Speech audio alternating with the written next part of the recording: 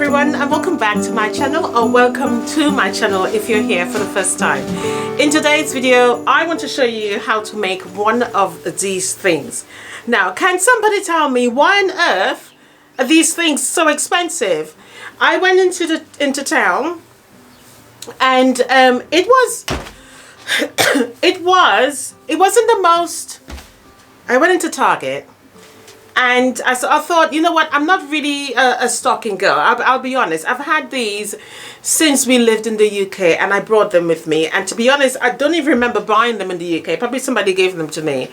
But I always put them out for Christmas. So I thought I'll be a little bit adventurous this year and try something different. But try a different color, probably a knitted one, you know, or tartan. You know, that looks nice and trendy. So I thought I'll try something different. So I popped into Target and I saw one. It was a knitted one, but it was just so flimsy. And I'm thinking, I'm not paying almost $15, $16 for one stocking. Hell no. That was my attitude. So, as I was wandering around Target, I popped into these, and these are tea towels. And I thought they will make a really beautiful stocking. So I picked it up. Let's open it up and see what it looks like. In fact, let's get the video started. So if the video finds you and you've never seen me before, welcome to the channel. My name is Karen and I mainly do quilting stuff here. I am going to quilt this as well. I thought it would be a really lovely Christmas project, and it's something that you can make if you, like me, and you're a little bit of a cheapskate and you don't want to spend $15+ on one Christmas stocking. I also went into Target, TK Maxx, and they had 3 stockings for $40. Do you know how much fabric that is? How can I justify spending $40 on 3 Christmas stockings when I know very well I can make it myself? So today, join me and I'm going to show you how easy it is to do. Let's get started.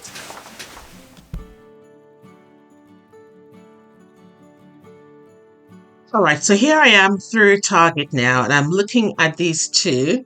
Originally, I was looking for something a little bit more festive, but I am sort of liking these here, and I think these will be suitable. This is what I didn't plan really, but I reckon these were okay, just a little bit too red. They weren't a Christmas red, they were just red as far as I'm concerned.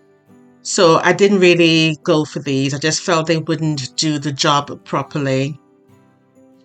And these ones here, they could possibly work, to be honest. They look all right. Didn't like the red stripe in there. Didn't like the whole pack. These were just too plain. So I decided not to bother with those, but I decided on these here, and I felt these would be the best for the actual project. So I took 2 of those. All right, so here are the tea towels. I must admit, they are very soft and beautiful. Love the colors. As I stated in the intro, I was looking for a more sort of tartan print tea towels, but all they had was just like black and white, and I didn't really want that. So I saw these and I thought, oh, these will be perfect. So let's open it up and see what they look like. They're really lovely, I must admit. I think they will do the job just fine. Look at that, lovely Christmas print. I am loving this one. I think I paid $5 for these. So I get 3 Christmas natural trees tea towel. I mean, it's Christmas, so I mean, I don't see how that lines is Christmas, but I guess it's the color of the green. So what I am going to do, this one is my favorite. I think they're perfect for what we are going to do. So what I am going to do is take this one here and just use it as a template, draw it around. I am going to quilt this as well, because I think there's no way I can make it without, well, I can make it. What I am saying really, I would not think is of a high quality, the way how I like to do my things, if it's not quilted. And I think that was one of the reasons why it looked a bit flimsy in the store, that knitted one, because there wasn't no structure to it. It looked like a cheap knitted fabric. I mean, if you have a knitted t-shirt, sorry, jumper, that's old, you can most likely do the same thing with it. So I'm going to use one of this here as my template, and I am going to give it about a 1/4 inch around and just cut it out. Now I've picked up 2 sets, so I have another pack just like this, so I can cut both sides at the same time. So, or if you wanted to, you can do one with either side. You can do one on either side, so you can have this at the front and that at the back, but it's entirely down to you. I think in the structure of things, I'll use this one. I don't know, I may just make 3. They always decorate in 3, don't you? So I'll make 3. I think that's the best thing to do. So I'm going to show you how to cut it out. So let me get my cutting board all set up, and then I'll be back. Okay, so what I have done here is to put 2 of the same front sides together. Okay, do not cut them individually, because you're most likely you're going to make a mistake. Remember, we need to have it facing the boot, facing the same way. So all I'm going to do is imagine a 1/4 inch. I mean, we've all been working with 1/4 inch for a long time now, so we should know where a 1/4 inch is, an approximate one. It doesn't have to be exact, to be honest, but I'm just marking around it here, and I'm going to use my scissors to actually cut it. I'll bring this closer so you can see exactly what I have done. And I'm using a pen here that you can actually see. I mean, if you are happy to do freehand style, you know, in terms of drawing out the boot, by all means go ahead and do that. But I thought this is a little bit more easier, in the sense that you don't have to, it's no guessing game, you're just tracing it out basically and using it as a template. So I'm going to use my scissors. In fact, what I am going to do is use my pinking shears. Now, I've never really cut into this toweling thing, so I imagine that it will sort of fray a little bit. So to avoid that, what I'm going to do is just use my pinking shears so that it's fine. Now, what I would say at the top here, rather than give it a 1/4 inch, I would say give it 1 inch. And I'm thinking on my feet here. The reason why I say that is because we need to fold down as a hem at the top. So I'm going to give it 1 inch, so make it a little bit longer. So that way, once we fold over, it should be all right. So I'm going to pin this because I don't want it to move. Not that I think it will, but you know, as a precaution, just pin it.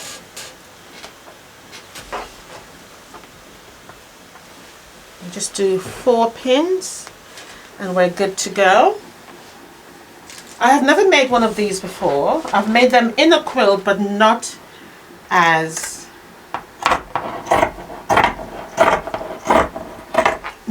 a stocking individually. So this is, so far I'm excited. Don't take much to get me excited. Right, here we go. So I'm literally, in fact, let me zoom in so you can see. So you can see the line there. Just use a really faint black line, but you can see it up there. So I've cut there already on the side there. So I've gotten it literally, you know, almost a 1/4 inch, you know, or 1/2 inch, whatever makes you happy. It doesn't really matter, as long as you give yourself some extra area to actually hem it. So I'm going to continue cutting all around. I am going to make 3, as I said. So I think that's going to look pretty cool. Couldn't believe that. It was just, I was like, this is ridiculous.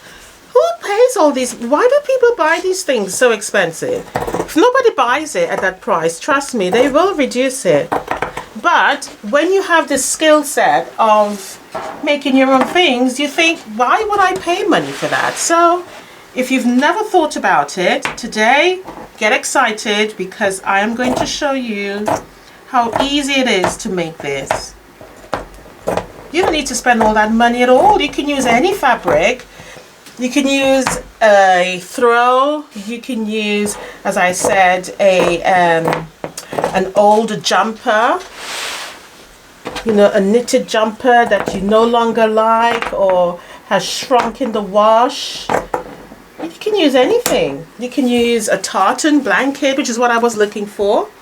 All right, so that it is. Cut front sides together. So I have two. Now, what I am going to do is to leave this here, get some batting. Now, you know, and what I am going to do is add a little bit of a batting around it. You can use anything really. I mean, just some scrap piece of batting will do the job. You don't even have to have a whole piece. You can just, as I'm going to do here, just cut it and stick it down. Now, when you are doing this, don't add the batting to the top where you need to fold it down. So if I were you, what I would do is hem it as it is now. So I would hem it now like so. Yeah, I would do that hem right now.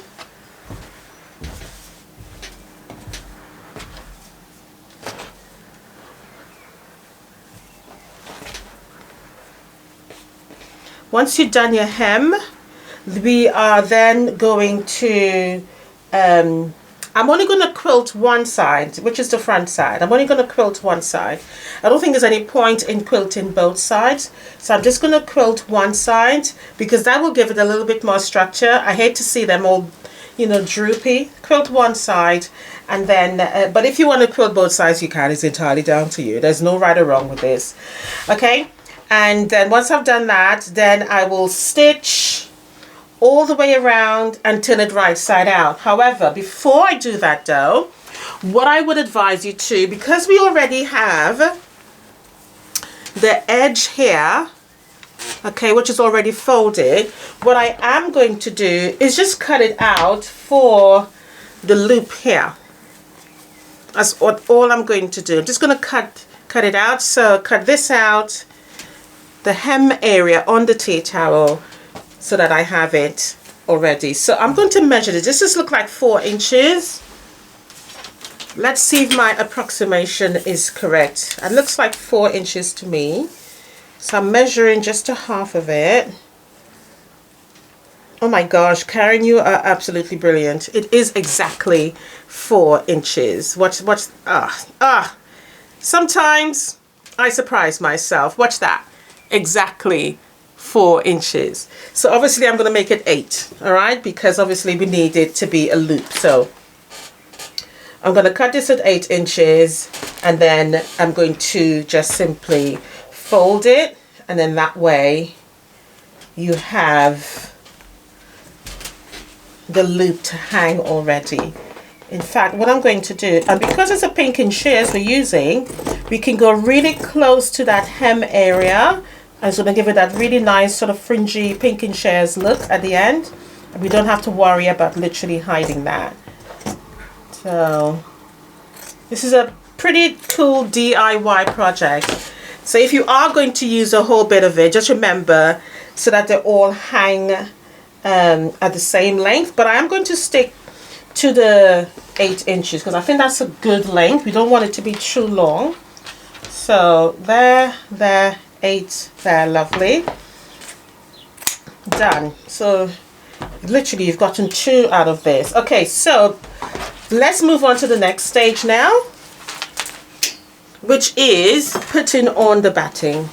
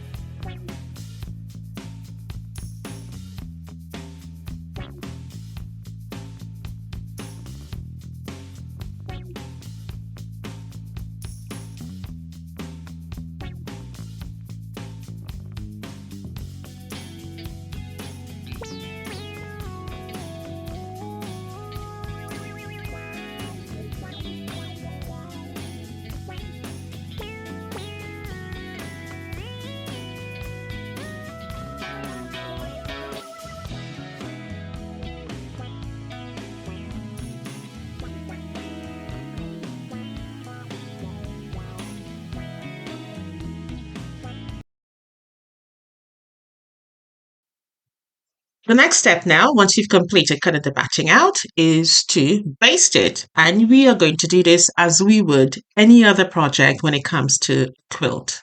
So fit it on there, make sure you have enough room, and do this for both of them. We are going to quilt both of them. Spray baste as you would normally, and I usually spray the batting because I find that actually works for me, and just pat it down. Do the same on the other side and just pat it down yet again. Okay, and really that's it. Ready for preparation. No lining. We don't necessarily need it. If you want to add lining, knock yourself out and go for it. But I don't think you actually need the lining. Okay, you can pin it if you feel that it's going to move, but mine is pretty secure there. But as I'm demonstrating, I like to do things properly so that people have it clear. Now, you can do meandering or you can do straight line quilting. Kindly down to you. I'm going to go for straight line, which I think is going to be easy and I can follow as I see here, keeping it cohesive. You can do sort of grid lines or you can leave it as straight. But I am going to continue now and quilt as you see. I've done the other one as well. I've put batting on the other one. However, I have just used some scraps and I've just pinned it there. Just cut the long one, just a curve at the end there, and then just taken a piece of scrap batting, just like a square, and just shape it so that it doesn't go to the edge of the actual boot itself. So I'm just going to go ahead and spray this as well so that it sticks, and then add a little bit of a pin just so that it gives it an extra bit of security. You don't have to, but I just think it's just as a precaution. I like to be a little bit more cautious with these things just so that I don't have I don't have to go and unpick anything if it's moved or it's bulky in any way. So I'm not going to add a lining or anything to this. It's not necessary. So I'm just going to quilt on it as is, and I think I will go for the straight line quilting. I'm not sure if I'm going to add any grid, but I may. I may do some straight lines, and then I may come at an angle so it gives like a diamond sort of stitching effect. But I will do it on this side only because that way, in fact, because I was going to say the pin is front side or wrong side, so I'm going to pin it at the front so I can see what I am doing basically. So I don't want to go over the pins and break my needle. God knows I have already changed like 2 in one day already, and I only have 1 left and it's already on the machine. I don't want to. And you know what, I was literally in the fabric store and I forgot. It's after I left and I was heading to the other store, I was thinking, Karen, you did not plan properly. You know, you should have picked up some thread, you should have picked up some quilting needles. So I have to go back again, probably on Saturday when we're down there, if we're down there. But I know what's going to happen. If I don't remember to go, I'm going to break the needle while quilting, and then I'll have to stop what I'm doing to go all the way down into town to buy quilting needles. I guarantee you that is what is going to happen. All right, so I'm going to start quilting this. I'm going to quilt one on camera and the other one off, and then I'll show you the next steps. So I'm going to do this one now. I'm going to find the top. I can feel where the batting stops and starts, and I'm going to just, oh, I just did a stitch. And I'm just going to sew straight lines. I'm probably doing it about 1 inch apart. However, I'm not breaking thread. So I'm going closest to the end of where the batting is, here, the length of the batting and the top of the batting. I've used my feet that you do zigzag, utility feet, or the feet that you usually get when you buy a machine that's usually on. So I've swapped it out. And I'm just going to do a straight line, and I'm going to do an angle, a stitch at an angle, and then go right back to the top, averaging about 1 inch apart. And my stitch length is 3.5 and my stitch width is 3.5. And I'm using white thread, top and bottom. And as I said, there is no lining underneath, it's just the batting.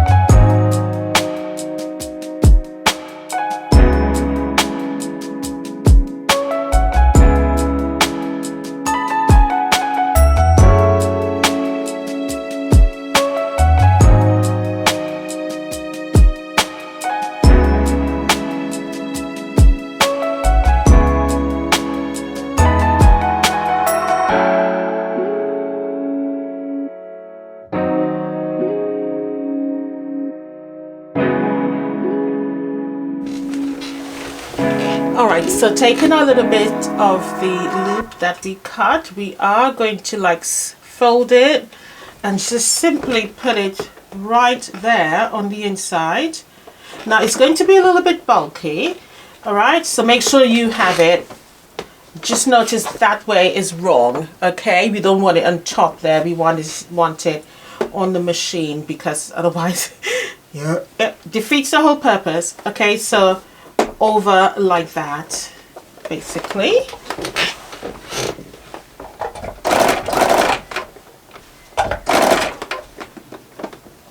And just basically take your time and stitch it over. I'm just going to make sure it's placed there and the machine can come down on it. Beautiful. I mean, you can go back over if you want to, but I really don't see the need. It's not like it's going to be holding anything that heavy. In my case, nothing at all. It's just going to be decorative purposes.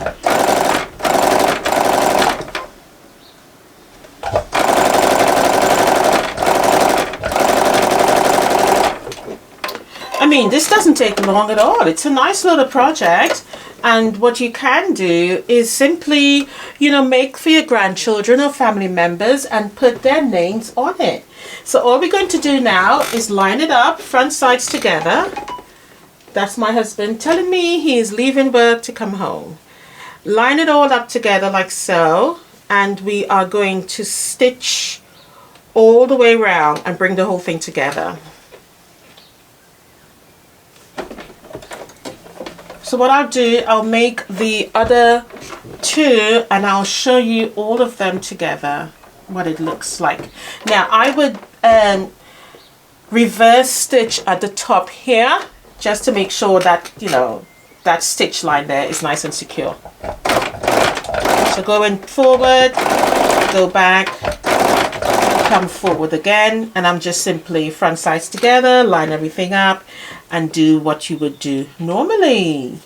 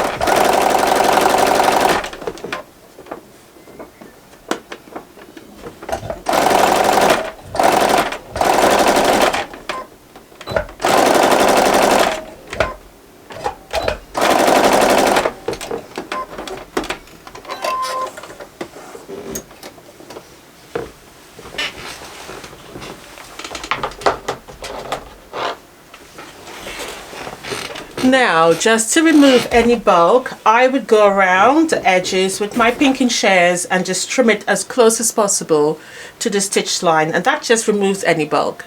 Okay, so I'm going to finish the other two and I'll show you all three together.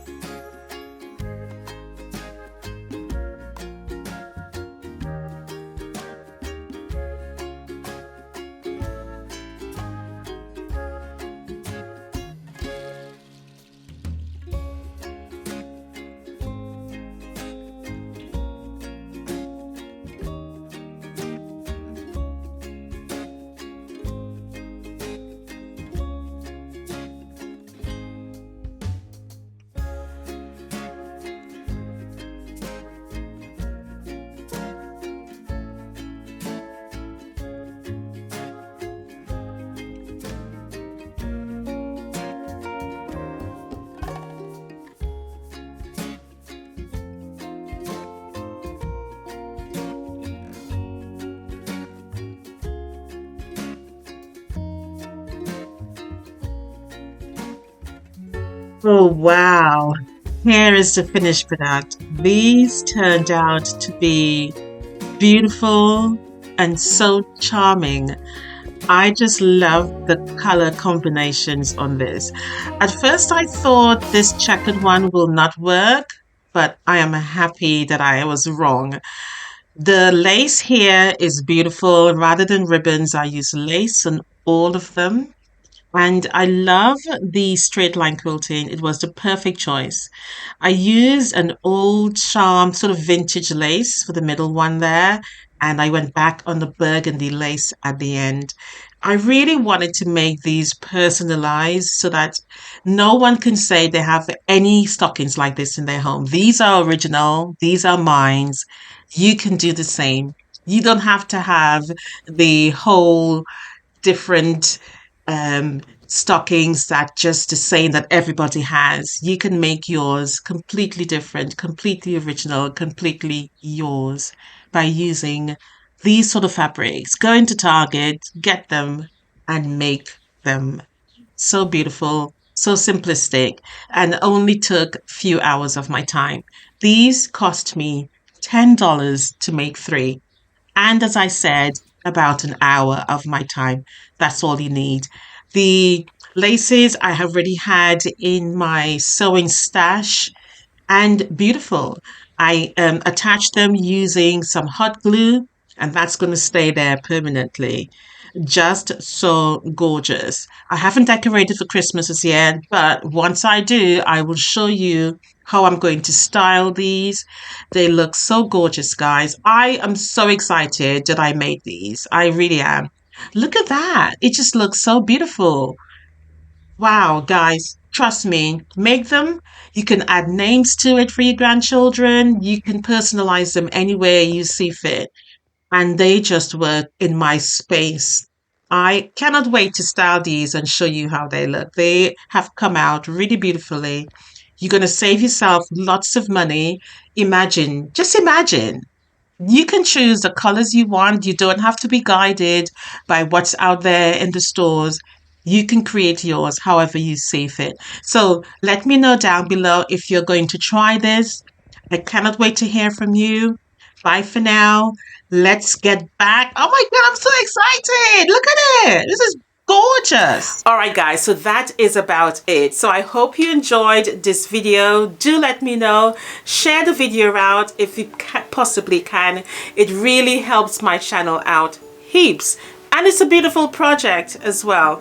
Also, it only cost me $10 because they were only $5 each. So $10 to make the project. I already had the ribbon. And so, yeah, and if I wanted to, or if you want to, you can simply just use whatever fabric you have. It could be an old t-shirt, it could be an old sweater, it could be a favorite sweater that no longer fits you, and you still wanted to bring it into your happy holidays, and you can bring it back every year, and it's going to cost you next for nothing and a little bit of your time.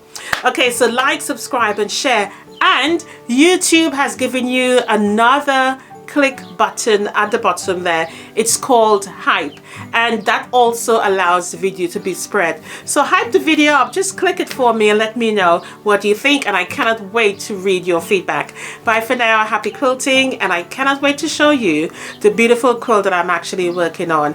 My sewing room is an absolute tip at the moment, but nevertheless, I'll see you in the next one. Bye for now, guys. Happy quilting. See you in the next video. Bye.